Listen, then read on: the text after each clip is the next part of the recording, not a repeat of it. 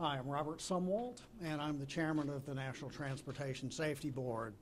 And the NTSB is launching a GO team to Philadelphia to begin our investigation of this event involving a Southwest Airlines flight earlier this morning.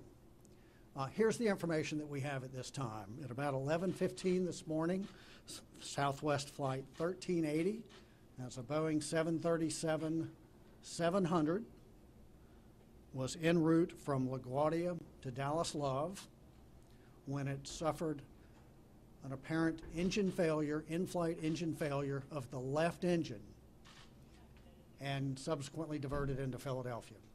The registration number of the aircraft is November 772 Sierra Whiskey 772 SW. We know that there were 144 passengers and 5 crew members aboard.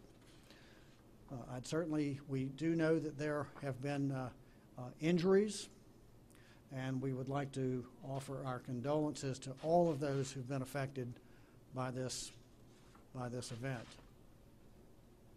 The NTSB's GO team will be sending specialists with expertise in power plants, airworthiness, survival factors, and operations. We're also sending specialists from the NTSB's Office of Transportation Disaster Assistance who will be there to help with the needs of those who've been affected by this event.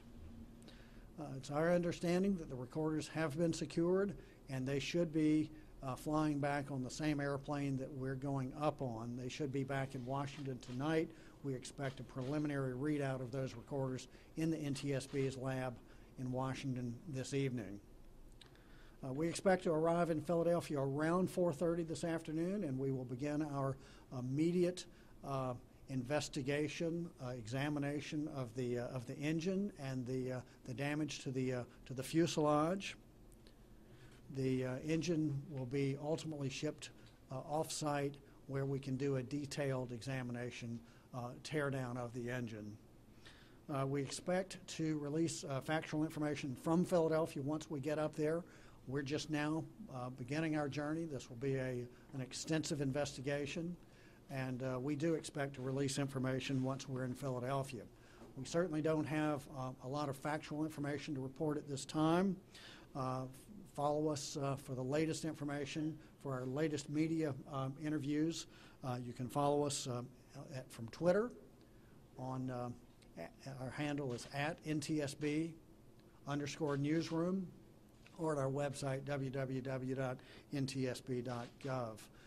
As you know, we do need to get on the airplane and head up to Philadelphia so we can get on with this investigation, but I'll be glad to take a few questions. If you would, just raise your hands, and I'll call on you and state your name and your outlet. And you had your hand raised first. Becky Perlo with ABC News. How concerned are you that this is a repeat of that August 2016 incident with another Southwest flight? And can you describe some of those injuries that were in this specific incident? Well, the two-part question, is this related to, or are we concerned this might be related to the event that happened a few years ago over the Gulf of Mexico? And first and foremost, we want to look at this particular event and see what the factors are surrounding this. And maybe they're related to that previous event, and maybe they're not. But we need to understand what's going on here. As far as the injuries, we do have information there was one fatality. Any other questions? Right here. Michelle Dewey, NBC News. Can you speak to how rare an uncontained engine fire is? Well, so the term, you said an uncontained engine fire. Some people are saying an uncontained engine failure. We don't think there was a fire at all. Now, the term has been widely used this morning and this afternoon, uncontained engine failure. Now, I don't want to sound bureaucratic, but that uncontained engine failure connotates a very specific thing. The engine is designed not to have an uncontained engine failure. There are protection rings around the engine to keep shrapnel from coming out. Even though we believe that there were parts coming out of this engine, it may not have been in that section of the engine that technically would qualify this as an uncontained engine failure. So at this point, At this point, the NTSB is classifying this, we are saying this is as an engine failure. Once we get there and look at it, we may say, well, in fact, this is an uncontained engine failure. We do know that parts came off the engine, but those parts may not have been in that section of the engine that is associated with the protection region associated with an uncontained engine failure. There's a question here. Steve Trumbull with Flight Global. Can you say what the status of the investigation on Flight 3472 is and any pending recommendations about fan containment? What is the status of the previous Southwest Airlines uncontained engine failure, or engine failure, I should say, that was classified as an uncontained engine failure? I don't have that information right now. Our focus right now is getting out the door at headquarters and getting on this airplane so that we can get up to Philadelphia. Yes, sir. Emmanuel Casani, CBS News. As a former 3737 pilot, have you ever experienced a situation like this? As a former Boeing 737 pilot, and I flew the 737 for 10 years, have I ever experienced a situation like this? And the answer to that is no. I'll take two more questions. There's a question right here. I understand you can't classify this.